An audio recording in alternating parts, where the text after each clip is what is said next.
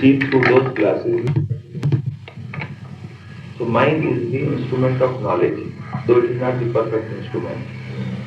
But if it is more pure, if it has no prejudices, it has no hatred, it has no attachment, then you have the right knowledge. If it is impure, then you have the wrong knowledge. The mode of the knowledge depends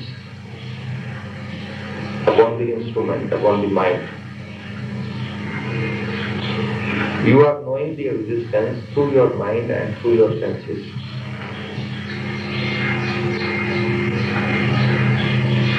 And your mind has its own limitations. Even if it is completely purified, you cannot have perfect knowledge through your mind. But the more it is purified, the more the knowledge will be right. But the perfect knowledge you can have only when you transcend your mind. When you go into samadhi. That samadhi is the state of no mind. You can call it the state of no mind. That is what is called yoga. Yoga Chitviti Nirodha. That yoga is where there is no mind. Yoga is the cessation of the modifications of mind. So, when you are in a state of no mind, then you have the perfect knowledge. But you cannot go into the state of no mind unless your mind is pure. The first you have to purify your mind, and then you can transcend your mind. You cannot transcend when the mind is impure. How will you transcend? Because it is the impurities of the mind, it is the attachment which is moving your mind. You are being swept by your desires forcibly. You have no control upon your mind. Now you are a slave of your mind. Through discipline, you will have the control upon your mind. Then you will use your mind. Now the mind is using you. The mind is exploiting you. You are a slave of mind. So by discipline, by conscious effort, you can have perfect control upon your mind. So first, you have to purify it. For purification, you can chant Lord's name by discrimination also. But how will you remove your desires unless you don't see your desires, unless you don't see the seeds of desires which are in your subconscious? First you have to know your mind. And 90% of your mind is submerged into darkness, you don't know it. You are conscious of a very small part of your mind. So when you sit down and you withdraw your mind from other outer activities, then what happens? Your subconscious starts coming on the surface. You become aware of it, you become conscious of it. Then you will find there are many seeds of desires.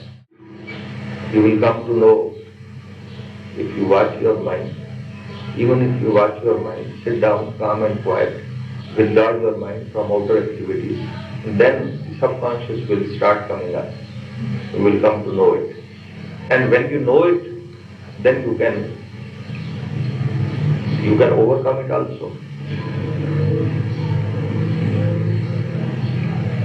If you know your enemy, then the enemy cannot harm you. But if you don't know your enemy, then he is very dangerous.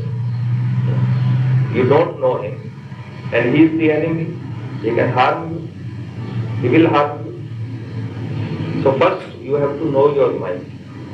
That part of the mind which is submerged into darkness, which is your subconscious, which is your unconscious.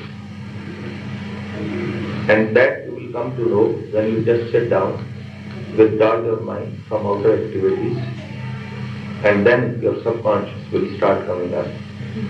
You will become aware of it. and then through discrimination, then through the power of prayer also. The other thing I wanted to tell you, that you should pray to the divine also every day. And I've already told you that when you sit on a posture and you start your meditation, the first 5 minutes you spend in prayer, invoke the grace of the divine. Because there is a great power in prayer. Your own effort is very limited. You have to do what you can do, but your effort is very limited. So you have to also invoke the help of the divine, the grace of the divine. For 5 minutes, when you sit in meditation, for the first 5 minutes, you can pray to the divine. And then you can practice conscious breathing for 5-7 minutes, and then you can follow the message. Even if you have to chant the divine name, for the first 5 minutes you have to pray. For the next 5-7 minutes you have to practice deep breathing, and then you have to follow your message. Even if you recite Lord's name or you watch your mind, that you do afterwards. This is how you have to do your practice. These are the main points which I have repeated. We have been talking of these things daily, almost daily, But what is the obstacle?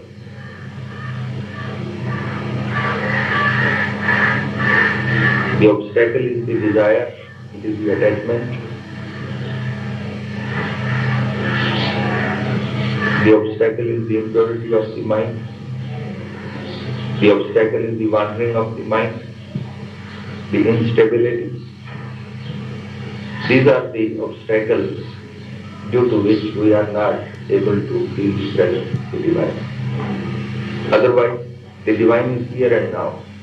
It is not somewhere in the future that you have to create it through your sadhana, that you have to make him. He is already there. He is everywhere. He is in you, but you are not in him. You are in the world because you are thinking of the world. The divine is in you, but you are not in the divine. In the sense that because you are thinking of the world. For example, you are sitting here and your mind is thinking of France. So you are not here, you are in France. The divine is in you, but you are not in the divine because you are thinking of the world.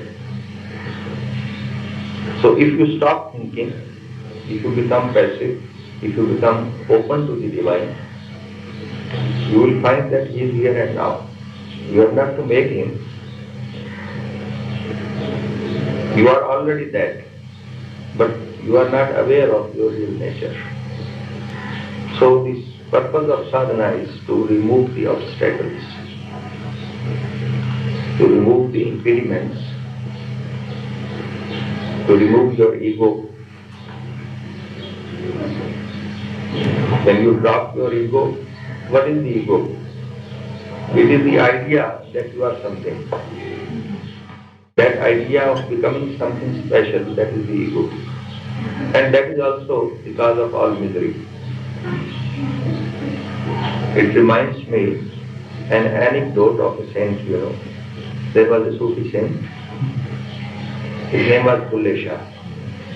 You must have heard it, He was a Sufi saint, he was a mystic. And he was established in his true nature. Now when you become established in your true nature, then you don't follow any rules. Then your life becomes very spontaneous. So, because he came from the Mohammedan community, and in Islam, there is 1 month they keep fast, You have seen Mr. Mustafa came here, he was keeping fast, So there is 1 month, they call it the month of Ramzan. They keep fast for 1 complete month. They don't eat anything, or they eat early in the morning before sunrise, and then they eat after sunset. In the day, they don't eat anything.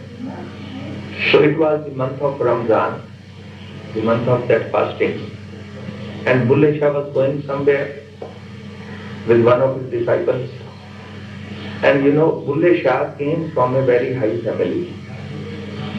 As in Hindus, there are Brahmins, there are Kshatriyas, there are Vaishyas, Shudras, there are 4 categories of the caste system, Similarly, in Muslims, there are different castes, And there is one caste, they call it Sayyid. It's a very high caste. And Bulle Shah came from that caste, he was a Sayyid. Just as there are Brahmins in Hindus, Similarly, there are Sayyids in Muslims. So he came from a very high family. So it was the month of Ramzan, and he was traveling somewhere with one of his disciples. So they reached near a village and they were very hungry. They had not eaten for many days perhaps. So just outside the village there was a crop of turnips. You have seen the turnips, So they took up some turnips, and they started eating. And now his disciple, he went eating turnips into the village. Bulle Shah was behind. His disciple was going ahead. And when he entered the village, he was eating those turnips, So the people asked, who are you? He said, I am a Muslim. Then they said, don't you know that this is the month of Ramzan? All the Muslims, they keep fast in the month of Ramzan, and you are a Muslim and you are eating something in the day. It's very strange. You don't seem to be a real Muslim. What is your caste? He said, I am a Sayyid. He was also a Sayyid. So the people said, you come from such a high family, a high caste, and you are a Muslim, and you don't follow the rules of Muslims. So the people started beating him. And he was very much hurt, he got many wounds, So he passed that village. He was beaten, very mercilessly he was beaten. Then Bulle Shah came, he was following him. He also entered the village. So again the people asked him, who are you? Because he was also eating the turnips, So he posed as if he was a madman, The people said, it is a month of Ramzan and you are eating something. Are you a Muslim? And he was silent. He didn't reply anything. He posed as if he was a madman because he thought that these people, they are not enlightened people, They don't know what a saint is, what a realized person is.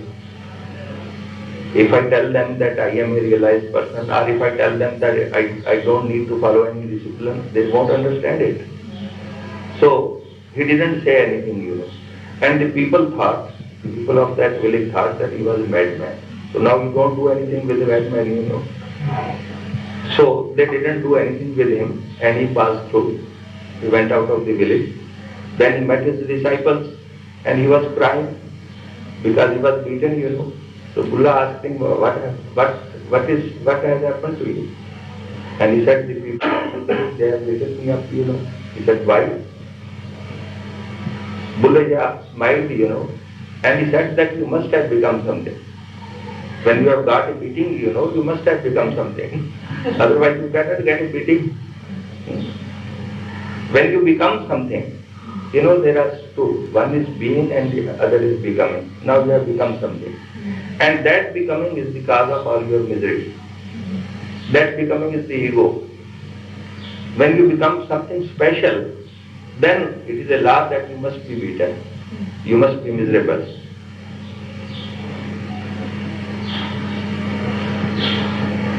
When you are only a being, you don't become anything. When you drop your ego, the idea of becoming something, then the misery, there is no misery. You are completely free. You go above all the pleasures and pains. Don't think that there will be pleasure, there will be pleasure. When you are free, then there is no pleasure and there is no pain. They always coexist. Now the problem is that you want pleasure but you don't want pain, and this is impossible. Either you have to go beyond both or you have to accept both. If you want pleasure, you must be prepared to accept pain also, because they cannot be separated, they coexist. But there is another dimension of your being in which there is no pain, no pleasure. You transcend it. There is complete bliss, perfect bliss. So when you are established in your being, you will transcend it. You will transcend all misery. The misery is there because you are becoming something. You have the idea of being something special, and that speciality is separating you from others, isn't it? When you become something special, you become separate from others, and separation is the cause of all misery. This ego is the cause of all misery. So when you drop this ego, but you cannot at once drop it. First you have to purify it. You have to direct it to the divine. Even when you say, or when you think that I am pure spirit, I am the divine, this is also ego. But this is a pure ego. This is an ego based on truth. Because in reality, you are the spirit, you are not this physical body, you are not the mind. But when you are thinking in this way that I am the pure spirit, this is also due to ego. But that ego is the pure ego. Ultimately, you have to drop that also. But first you have to change your ego. It should be transformed. You will not be able to at once overcome your mind, at once go beyond your mind. First of all, you have to transform it. You have to change it, you have to change the old patterns, you have to purify it, and then slowly and gradually a time comes that you can drop the mind. You can jump out of it. But you have to start from where you are. From the impure mind, you cannot take a jump into the spirit. It is only from the pure and silent mind that you can jump into the timeless, not from the impure mind. So these are the steps, that first you have to purify your mind. And for purification, you can recite Lord's name, you can discriminate, you can pray, you look into your mind and you find your prejudices, your hatred, your attachments, and try to remove them through discrimination, through the power of prayer. Slowly and gradually your mind becomes more and more pure. And then a time comes, that you can take a jump. You can drop your mind. You can enter the timeless. You can enter the spirit. But from impure mind you cannot take a jump. That is why the transformation is very urgent, very necessary. It is a prerequisite. It is a must. So these are the 5 parts of sadhana which you have to follow. When you go back to your country, you have not to give up your sadhana. That you come to India and you do something, and then you go to France and you forget everything.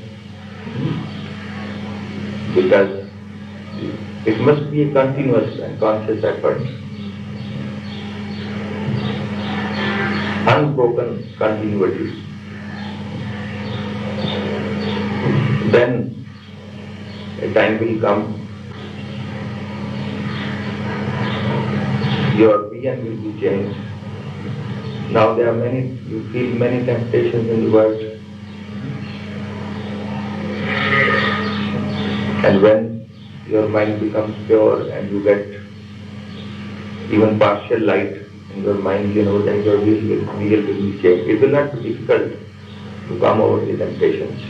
Now it is very difficult because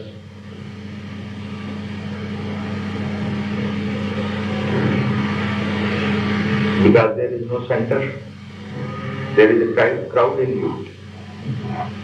Now you are just a Rotary Club.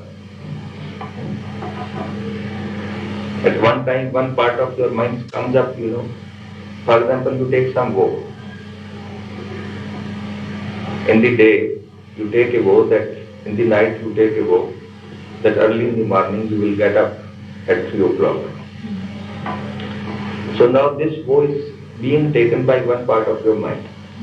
And when it is 3 o'clock in the morning, another part of mind is in charge, and he will come, he will say, all right, it's very early now, it's very cold now, and I will start it from tomorrow, not from today. So you will go to sleep. The part of your mind which took the vow, it is not the same part which is saying that I will start it from tomorrow. It is the other part of your mind. Now he is in charge of your house.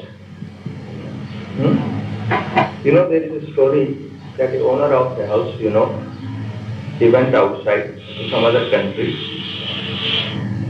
and he had many servants, So he told the servants that I will be coming back after 2 months, 3 months, and you take care of this house. So he went out, So for 2 or 3 months, because the servants knew that he will be coming back, so they were keeping the house very properly, So then 3 months passed and he didn't come back. Then 4 months passed, then 6 months passed, then 1 year passed, he didn't come back, and there were no news. Then the servants started thinking that he is dead somewhere, he is not coming back, now the house is ours. And they started quarreling with each other, One would say, this is my house, the other would say, this is my house. And they started fighting with each other. So, one servant will control the house for some time, and then the other will try to defeat him, then the other will control the house for some time. This is the case with you. The master is out, There is no master in your house, and the servants are fighting you. There are different parts of your mind, and sometimes one part of your mind takes the charge of this house. He is in the charge. And then at the other time, the other part of your mind is on the surface. And there is no harmony between the servants, between those parts.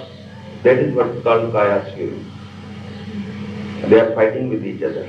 You are fighting with your own energy. Your mind is broken.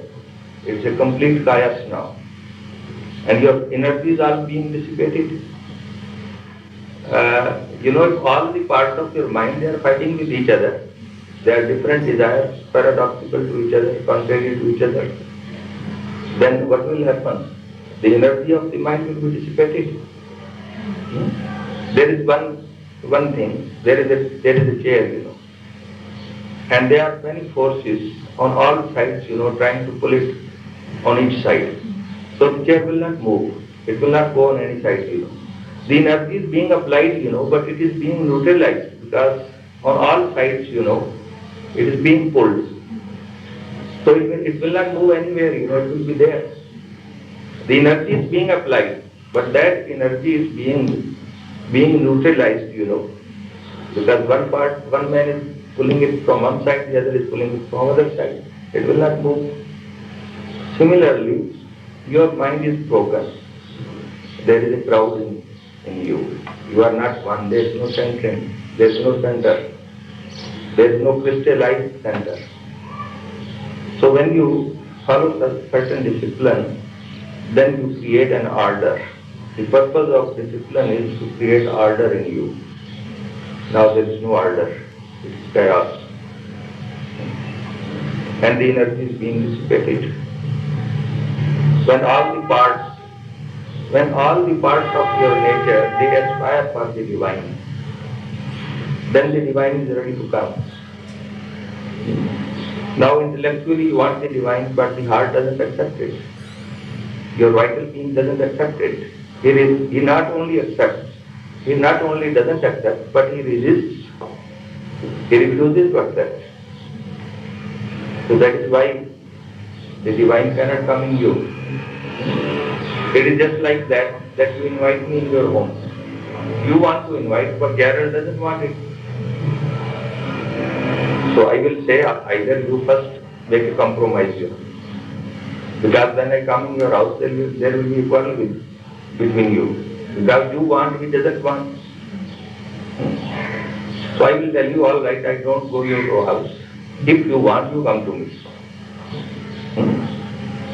I will come to your house only when all the members of the house will call me, will accept me. Then I will come to your house. So actually, this sadhana has two types, That one is that you go out of your mind and meet the divine.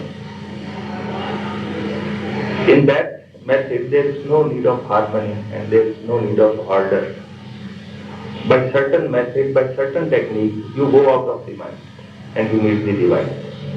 But when you come back, then again there is chaos in your mind. But so long as you are out of the mind and with the divine, you will be in bliss. But when you come in your house, again there will be chaos, there will be disturbance. You understand? And the other thing is that the divine comes in your house. That all the members of your personality, they become open to the divine, they aspire for the divine, and they accept the divine, and then the divine comes in you. Or you come first to the divine and then you bring the divine in your home. But the first thing is that you have to, in any way you have to go out of your mind if you want that bliss. Because mind is not a perfect instrument. Even if it is completely purified, even then it has its limitations. You have to transcend it. So there are some techniques, some mantras that you can go out of the mind, even if it is not completely purified. But then you cannot become a Jivan Mukta, because when you come back to the mind level, then again you are disturbed. Because mind has not been transformed. The members in your house, they are quarreling with each other. There is no harmony in your mind. But when you go out of your mind and you are one with the divine, at that time you feel the bliss. But when you come on the mental level, then there is no order, again you are disturbed. So, if you want a bliss which is always with you, whether you are beyond the mind or whether you are in the mind, then there must be a complete transformation.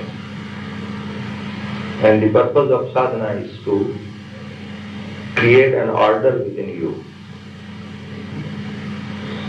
Now there is a chaos, there are paradoxical desires. You want many things. You don't want only God, you want many things. I have told you a story that an aspirant went to a saint and he requested, will you please show me God? And the saint said, all right, I am prepared to show you. Are you ready to see the divine? He said, yes, I want the divine. I want his being. He said, all right, you close your eyes. So the seeker closed his eyes, and then he started hearing the voices coming from within. The one voice was saying, I want riches. The other voice was saying, I want woman. The third voice was saying, I want status, I want position, I want chair. Many voices he started hearing coming from within. Then he found that it was his mind. And there was a very, very feeble voice, which was saying that I want God. Then he came to know that actually he didn't want the being of the divine. He wanted the world. He wanted the riches. He wanted the comforts. He wanted the very rich life. So actually he didn't know you don't know what you want. An ordinary person doesn't know what he wants.